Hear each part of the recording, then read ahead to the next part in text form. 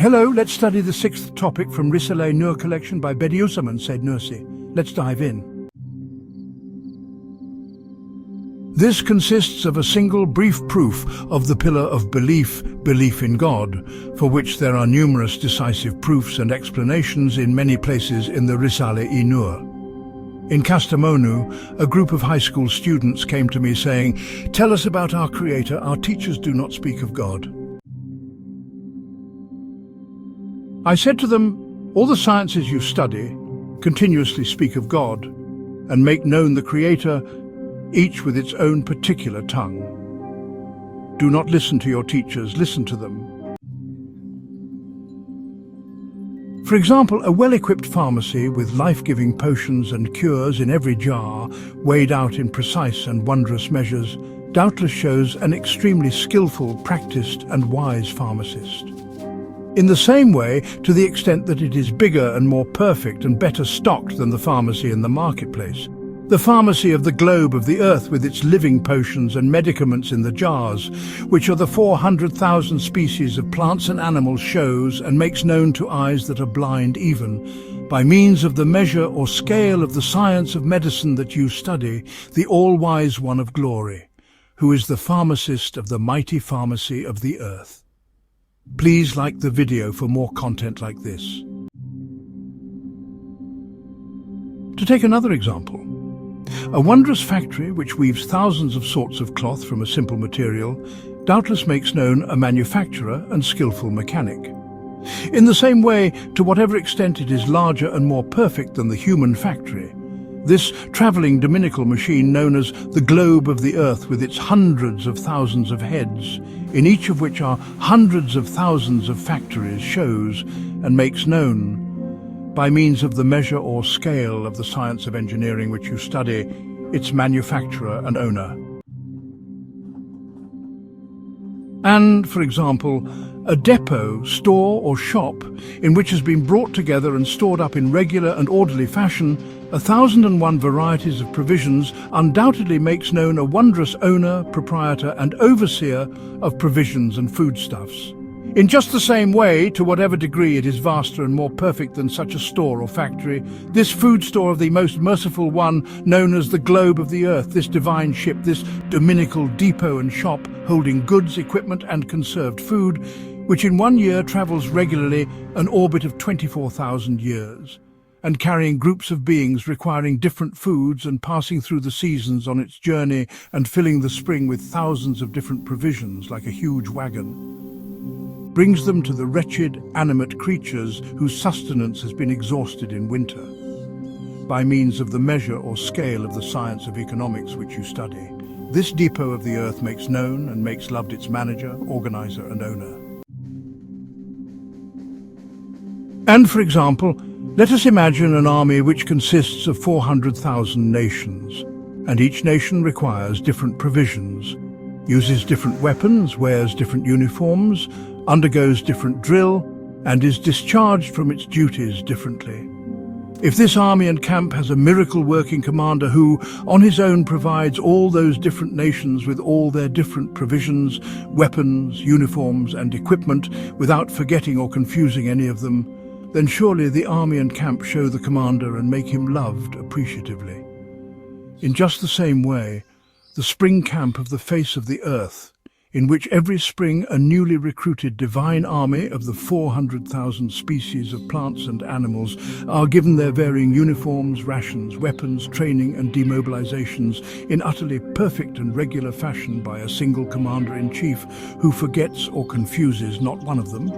To whatever extent the spring camp of the face of the earth is vaster and more perfect than that human army by means of the measure or scale of the military science that you study, it makes known to the attentive and sensible its ruler, sustainer, administrator and most holy commander, causing wonderment and acclaim, and makes him loved and praised and glorified. Another example. Millions of electric lights that move and travel through a wondrous city, their fuel and power source never being exhausted, self-evidently make known a wonder-working craftsman, an extraordinarily talented electrician who manages the electricity, makes the moving lamps, sets up the power source, and brings the fuel. They cause others to congratulate and applaud him, and to love him. In just the same way, although some of the lamps of the stars in the roof of the palace of the world, in the city of the universe, if they are considered in the way that astronomy says, are 1,000 times larger than the Earth and move 70 times faster than a cannonball, they do not spoil their order, nor collide with one another, nor become extinguished, nor is their fuel exhausted. According to astronomy, which you study, for our sun to continue burning, which is 1,000,000 times larger than the Earth and 1,000,000 times older, and is a lamp and stove in one guest house of the most merciful one, as much oil as the seas of the earth, and as much coal as its mountains, or as many logs and much wood as 10 earths are necessary for it not to be extinguished. And however much greater and more perfect than this example are the electric lamps of the palace of the world in the majestic city of the universe, which point with their fingers of light to an infinite power and sovereignty, which illuminates the sun and other lofty stars like it without oil, wood or coal, not allowing them to be extinguished or to collide with one another, though travelling together at speed, to that degree, by means of the measure of the science of electricity which you either study or will study, they testify to and make known the monarch, illuminator, director and maker of the mighty exhibition of the universe. They make him loved, glorified and worshipped. And for example, take a book in every line of which a whole book is finely written, and in every word of which a surah of the Quran is inscribed with a fine pen, being most meaningful with all of its matters corroborating one another, and a wondrous collection showing its writer and author to be extraordinarily skillful and capable. It undoubtedly shows its writer and author together with all his perfections and arts as clearly as daylight, and makes him known. It makes him appreciated with phrases like, "What wonders God has willed, and blessed be God." Just the same is the mighty book of the universe. We see with our eyes a pen at work, which writes on the face of the earth, which is a single of its pages, and on the spring, which is a single folio. The 300,000 plant and animal species, which are like 300,000 different books, altogether one within the other, without fault or error, without mixing them up or confusing them, perfectly and with complete order, and sometimes writes an ode in a word like a tree, and the complete index of a book in a point-like seed. However much vaster and more perfect and meaningful than the book in the example mentioned above is this compendium of the universe and mighty embodied Quran of the world, which is infinitely full of meaning, and in every word of which are numerous instances of wisdom to that degree, in accordance with the extensive measure and far-seeing vision of the natural science that you study and the sciences of reading and writing that you've practiced at school. It makes known the inscriber and author of the book of the universe together with his infinite perfections. Proclaiming God is most great, it makes him known. Uttering phrases like "Glory be to God," it describes him. Acclaiming him with words like "All praise be to God," it makes him loved.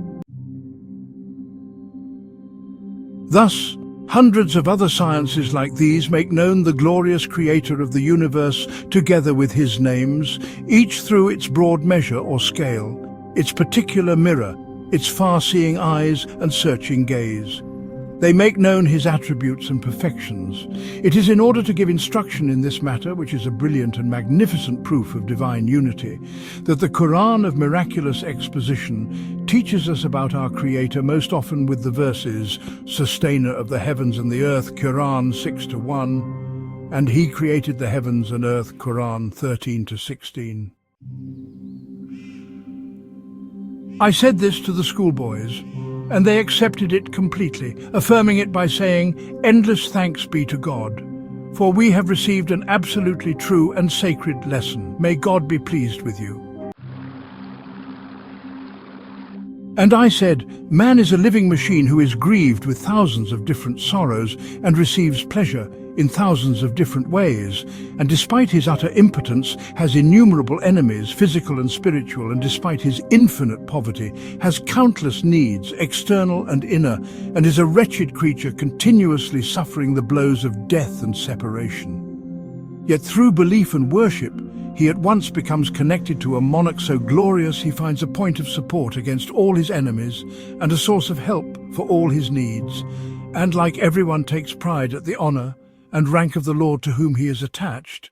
You can compare for yourselves how pleased and grateful and thankful and full of pride man becomes at being connected through belief to an infinitely powerful and compassionate monarch, at entering his service through worship and transforming for himself the announcement of the execution of the appointed hour into the papers, releasing him from duty. I repeat to the calamity-stricken prisoners what I said to the schoolboys. One who recognizes him and obeys him is fortunate, even if he is in prison, while one who forgets him is wretched and a prisoner even if he resides in a palace. Even one wronged but fortunate man said to the wretched tyrants who were executing him, "I am not being executed but being demobilized and departing for where I shall find happiness. But I see that you are being condemned to eternal execution and am therefore taking perfect revenge on you." And declaring there is no God but God, he happily surrendered up his spirit. Glory be unto you. We have no knowledge save that which you have taught us. Indeed, you are all-knowing. All-wise Quran 232. Please like the video for more content like this. See you at the next video.